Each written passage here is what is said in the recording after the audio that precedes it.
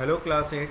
Today we are going to start chapter 12th of your science book, that is friction. So friction हमारे पास क्या है? friction हमारे पास एक force है. पहले हम इसकी डेफिनेशन देख लेते हैं. It is a force which opposes the motion of the object. ये एक ऐसी फोर्स है जो किसी भी ऑब्जेक्ट के मोशन को हैम्पर करती है, स्टॉप करती है या कम करती है. It comes in to play when two surfaces comes in contact with each other. ये फोर्स तभी अप्लाई होती है जब हमारे पास दो सर्फेसिस एक दूसरे के साथ कॉन्टैक्ट में आते हैं. तो हमें ये यहाँ से ये पता चलता है it is a contact force. Friction is a contact force. यहाँ पर एग्जांपल के तौर पर समझिए क्या कि हमारे पास कोई एक बॉक्स है, उस बॉक्स को हम मूव करा रहे हैं किसी भी एक सरफेस पर.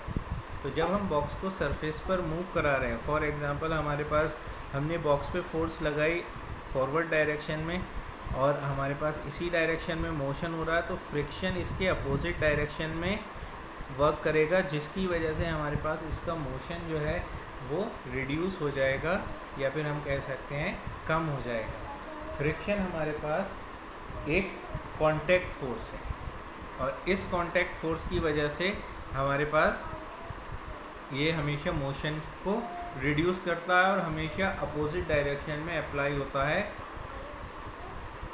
To the motion of the object. Next point is on what factors friction depends. तो फ्रिक्शन हमारे पास सबसे पहले डिपेंड करता है या फ्रिक्शन किस वजह से होता है. फ्रिक्शन होता है irregularities on the surface of the two objects in contact. हमारे पास जो दो ऑब्जेक्ट एक दूसरे के साथ कॉन्टैक्ट में हैं, उनके सरफेस को अगर हम माइक्रोस्कोपिक लेवल से चेक करते हैं तो उनके सरफेसेस में इरेगुलरिटीज़ पाई जाती हैं. और जब वो इरेगुलरिटीज़ एक दूसरे में स्ट्रक करती हैं, एक दूसरे में फंस जाती हैं, तो हमें ज़्यादा फोर्स लगानी पड़ती है. जब हमें ज़्यादा फोर्स लगानी पड़ती है उसके साथ साथ फ्रिक्शन भी बढ़ जाता है. तो हम ऐसा कह सकते हैं कि अगर हमारे पास ऑब्जेक्ट के सरफेसेस में इरेगुलरिटीज़ बढ़ती हैं तो उसकी वजह से फ्रिक्शन फोर्स भी इंक्रीज़ हो जाती है. अब हम इसको पढ़ लेते हैं. If two surface of object are irregular then when tries to move over the other friction force increases. Friction force क्या हो जाती है? इंक्रीजेस, बढ़ जाती है जब एक ऑब्जेक्ट दूसरे ऑब्जेक्ट पे मूव करता है और ऐसे ऑब्जेक्ट पे जिसमें इरेगुलरिटीज़ ज़्यादा हों. जितनी ज़्यादा इरेगुलरिटीज़ होंगी फ्रिक्शन फोर्स उतनी ही ज़्यादा बढ़ जाएगी और जितनी कम इरेगुलरिटीज़ होंगी या फिर हम ऐसा कह सकते हैं जितना स्मूथ सरफेस होगा उतनी ईज़िली वो ऑब्जेक्ट मूव कर जाएगा.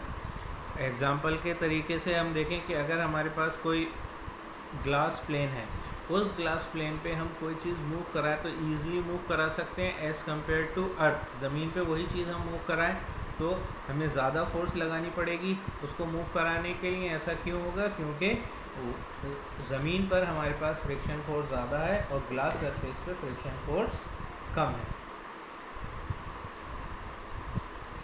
Next point is if surfaces of two objects in contact is pressed hard then also friction force increases. अगर हमारे पास जो दो ऑब्जेक्ट एक दूसरे के साथ कांटेक्ट में हैं, अगर हम उन दोनों ऑब्जेक्ट को एक दूसरे पे बहुत हार्ड प्रेस करते हैं, हार्ड प्रेस करने की वजह से फ्रिक्शन फोर्स क्या हो जाता है?